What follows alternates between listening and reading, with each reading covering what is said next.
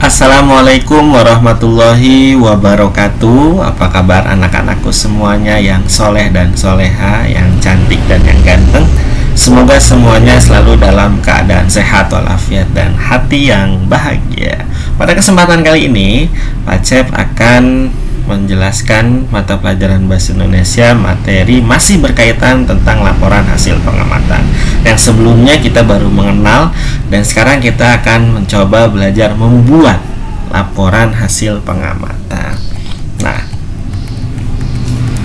yang pertama kita harus tahu dulu jenis-jenis laporannya.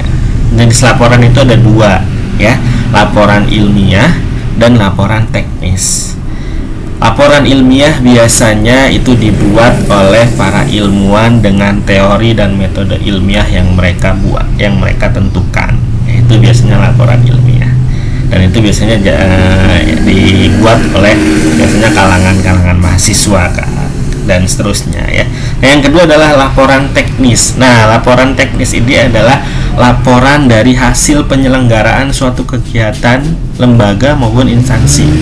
Nah, ini laporan teknis ini sering yang dilakukan oleh semua kalangan, baik kita, masyarakat kita, dan juga biasanya siswa-siswa ataupun pemuda-pemuda yang ada di lingkungan kita yang sering mengadakan kegiatan. Nah, itu laporannya itu masuk ke dalam jenis laporan teknis, ya. Jadi laporan teknis ini umum, ya. Kalau laporan ilmiah itu dibuat oleh para ilmuwan dengan metode ilmiah dan teori-teori tertentu. Oke, itu jenis laporan, ya. Yang kedua yaitu fungsi laporan. Fungsi laporan yaitu yang pertama adalah sebagai bahan pertanggungjawaban. Yang kedua sebagai alat untuk menyampaikan informasi. Yang ketiga sebagai alat pengawasan. Yang keempat sebagai penilaian. Yang kelima sebagai pengambilan keputusan. Kenapa semua ini? Nah, ini semua diinginkan, diharapkan, atau yang akan disampaikan oleh pimpinan, sebuah pimpinan maupun sebuah kepala sekolah ataupun sebuah ketua panitia. Karena dengan laporan ini kita akan tahu sejauh mana kegiatan kita dalam pelaksanaannya, ya. Makanya sebagai pertanggungjawaban, sebagai alat untuk menyampaikan informasi ke semuanya, sebagai pengawasan, sebagai penilaian buat apa? Akankah di tahun berikutnya kita akan laksanakan? Nah, maksud dari penilaiannya itu sebagai pengambilan keputusan juga, kira-kira tahun depan bisa diputuskan mengadakan lagi atau tidak. Nah, seperti itu, yaitu fungsi laporan. Selanjutnya yaitu manfaat laporan. Apa saja sih manfaat laporan? Nah, manfaat laporan yaitu sebagai dasar penentuan kebijakan dari seorang pemimpin dalam menentukan arahannya. Yang kedua, bahan penyusunan rencana kegiatan berikutnya. Jadi ketika kita mau membuat kegiatan berikutnya, itu biasanya kita melihat dari laporan sebelumnya. Yang ketiga yaitu mengetahui perkembangan dan proses peningkatan kegiatan. Artinya seorang pimpinan akan mengetahui perkembangan dalam kegiatan tersebut serta ada peningkatan atau tidak. Yang kedua sebagai data sejarah perkembangan satuan yang bersangkutan, artinya sebagai arsip, ya, sebagai arsip sebuah lembaga itu atau instansi itu atau yang menyelenggarakan kegiatan itu. Yaitu manfaat dari laporan.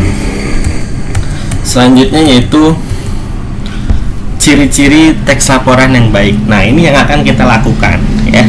Bagaimana sih cara membuat laporan yang baik? Yang pertama adalah ditulis dengan bahasa yang baik dan jelas, ya, bahasanya baik. Baik itu artinya bahasa Indonesia yang bagus, ya, dengan jelas juga. Yang kedua disertai dengan data yang akurat, artinya jangan data-data yang bohong, tapi data-data yang fakta. Kemudian menuliskan beberapa hal yang mesti ada dalam laporan tuh. Yang pertama yaitu nama kegiatannya apa.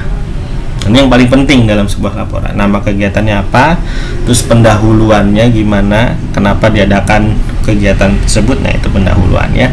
Tujuan dari kegiatan itu apa, siapa pelaksanaannya itu harus jelas. Kapannya, waktunya, di mana tempatnya, dan bagaimana cara pelaksanaannya, simpulan dan saran. Ini ciri-ciri teks laporan yang baik. Nah, berikut contoh dari laporan hasil pengamatan. Nah, nanti kalian akan buat seperti ini. Ya, ini contohnya. Jadi kalian nanti bisa mengikuti contoh seperti ini. Nah, contohnya di sini ada objek pengamatan. Yang diamati apa? Pohon jati, mahoni, dan kaktus.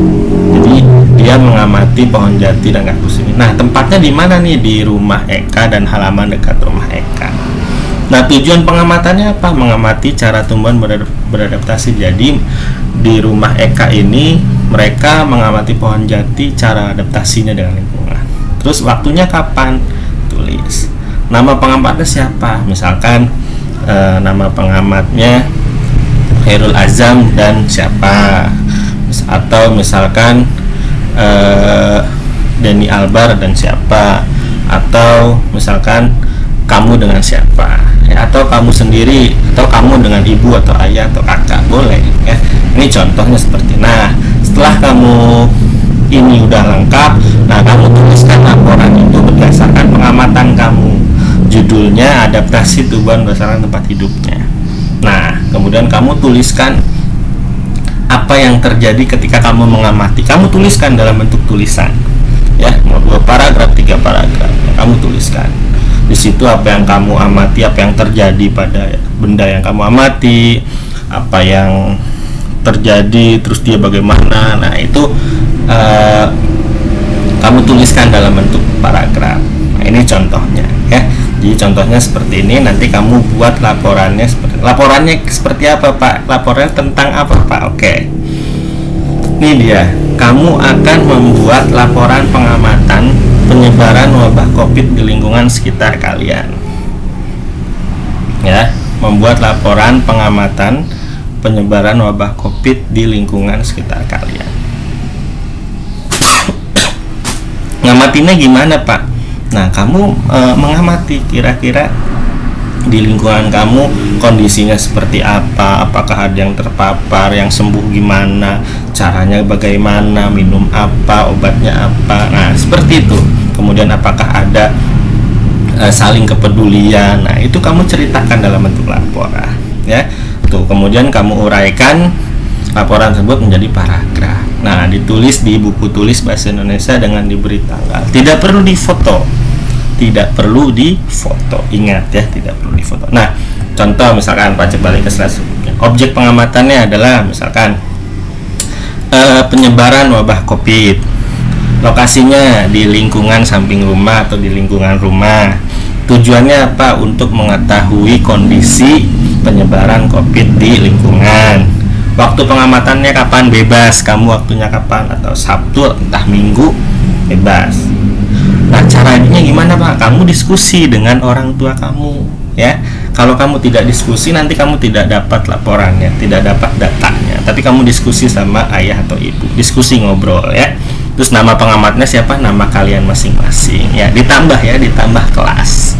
Oke, jadi setelah nama pengamat ditambah kelas. Nah, kemudian baru kamu ceritakan dalam bentuk tulisan di sini apa yang telah kamu amati, bagaimana kondisinya, cara penyembuhannya gimana, yang terpapar berapa, dan lain-lain, ya. Seperti itu, bisa dipahami, ya. Bisa dipahami semuanya. Ini nanti akan Pacep kirimkan juga di grup fotonya, contoh dan instruksinya, ya. Seperti itu. Terima kasih banyak sudah menyimak dan mendengarkan dengan baik. Tetap semangat, jaga kesehatan selalu. Wassalamualaikum warahmatullahi wabarakatuh.